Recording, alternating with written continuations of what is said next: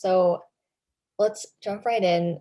My first question is, Bina, how did you get your start in journalism and kind of what's the moment that you realized that writing was something that you wanted to do professionally?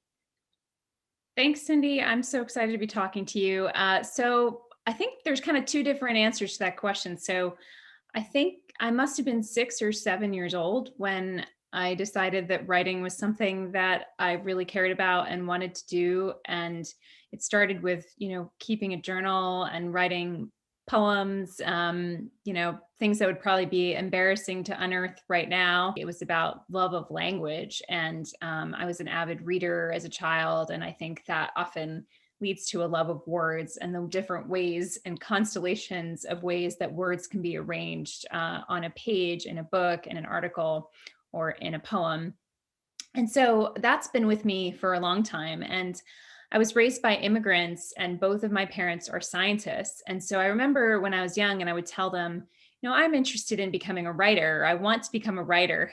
They would look at me with these really perplexed looks and say, like, oh, you can write on the side. And it was really several years later when I was living in Vietnam, I ended up starting to write freelance articles from Vietnam that I would send to US publications about what it was like and the transformation that was happening there with so many young people and the sort of opening up to the world economy that was happening in Vietnam at that time. And one of my first published pieces was in the pages of the Boston Globe. So that later turned out to work out well for me that I'd had this little foothold at the Globe. So that's kind of the start of it. I mean, can I ask you the same question? When did you decide you were going to become a writer, and how did that come to be for you? I feel like my story is actually really similar to yours, in that I also have two parents who are very actively in the STEM field, and neither of them, I think, imagined me becoming an artist or becoming a writer. But as a kid, I loved reading, and my mom took me to the library a lot as well. So I was constantly surrounded by stacks of books and just like really, really enjoy flipping through the pages and just seeing all of these worlds come to life. And I think having that active imagination really lended itself to me falling in love with writing later on. And you started a publication, right? Yes. So tell me about that. So I founded Outlander Magazine, which is an international art and literary magazine. I realized that there wasn't really a place for the more eccentric, really beautiful work that I enjoyed reading and writing myself. So I decided, why don't I do this and start my own publication? And that's how Outlander came to be. That's so exciting. So at age 17, you started your own publication. Yes. That's pretty impressive. You never know, right? Like where these projects that you start when you're young and where these interests are going to lead you. And I think that's the exciting thing about living life as a creative person is that it's not as clear what the career path looks like. Exactly. And I guess related to that, I was wondering if you had any advice that you would give to your younger self, whether it be about writing or anything else. Definitely so much advice. The very basic piece of advice I would have is to really embrace my own voice and what I have to say, having the perspective that what you have to say matters in the world. And I think when I was really young, I I didn't really believe that truly, I really didn't always have that sense that what I had to say mattered. I believe there were a lot of other people who had things to say that mattered, and I would interview them and quote them, uh, but did less in terms of refining what is the truth that I see in this situation? How can I describe this in a way that no one else would? And how do my experiences and my sort of ways of seeing the world or values, even my care for certain people or my care for the planet, how can that come across in my writing? I think for me, some advice that I would like to give to my younger self is to just keep going because there are always going to be like challenges and setbacks and even rejection. There's so much wisdom in that. That's a good one for my younger self too. I had a lot of times where I got deterred.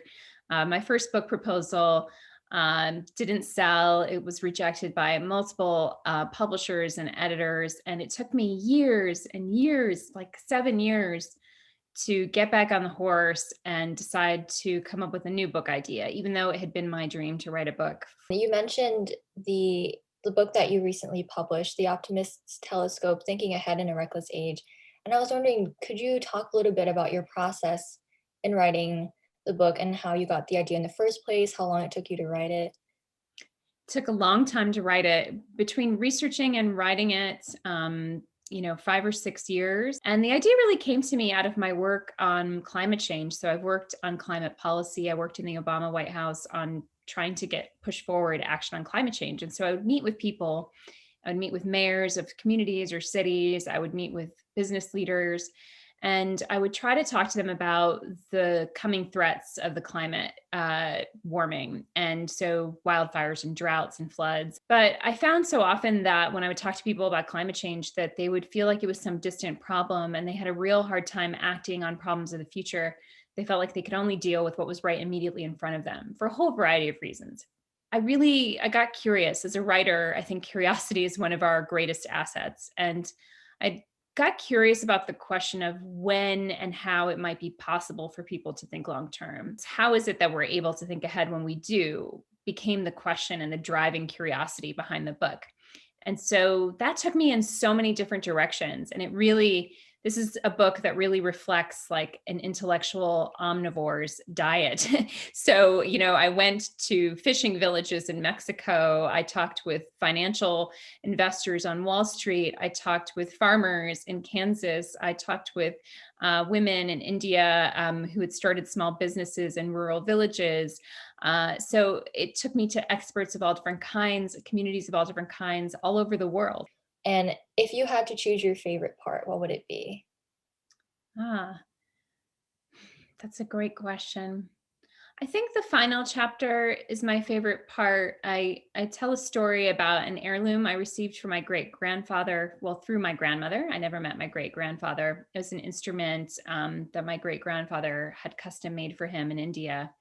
And the metaphor of the heirloom is kind of really important to my book and to really my thinking about the world. So the idea that we should have heirlooms not just in our families, but really in society, and that we should be able to pass heirlooms that are shared, like our national parks, and that we have to start thinking about what those heirlooms are and how we pass them along. I love that. Oh my gosh. I'd love to talk a little bit more about The Emancipator and Mhm. what inspired you to co-found it. Sure. So the Emancipator is a project that we recently announced. It's a collaboration between the Boston Globe Opinion team and the Boston University Center for Anti-Racist Research. And my co-founder, Ibram X. Kendi, and I came up with this idea basically because we both were obsessed with 19th century abolitionist era newspapers.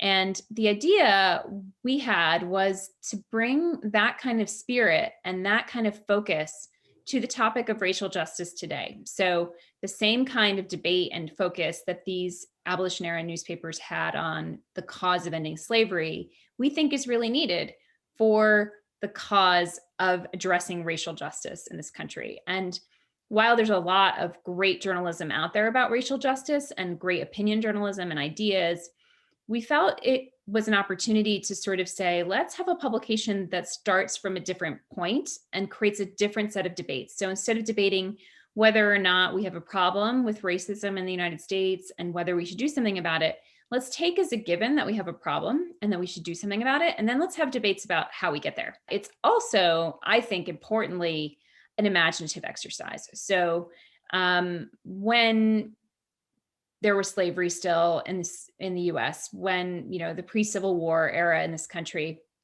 it was hard for people to imagine society without slavery, right? Even people who believed in abolition thought it should be slow because they thought it could be too disruptive to make these kinds of changes, these radical changes in society. And I think something that a publication can do, something that great writing, great art, great thinkers can do, if given a megaphone and a platform, is to help people be able to imagine how that society can come to be, what needs to change, how it changes, how do we get there, what does it look like when we get to a racially just society, because people haven't seen that society. So It's really, I think, inspired by both history, but seeing a line between history and the future. And so to me, really connects with this idea of what's our shared heirloom? What is the thing that you want to hold on to from the past and bring to the future and adapt for the future? Thank you so much for your words of wisdom. I'm sure that a lot of people will be inspired by that. Well, I'm inspired by you too. It's great to talk to you. And I'm so glad that you're leading a publication and that you're writing. And I hope you keep doing it and that you keep me posted on how it goes.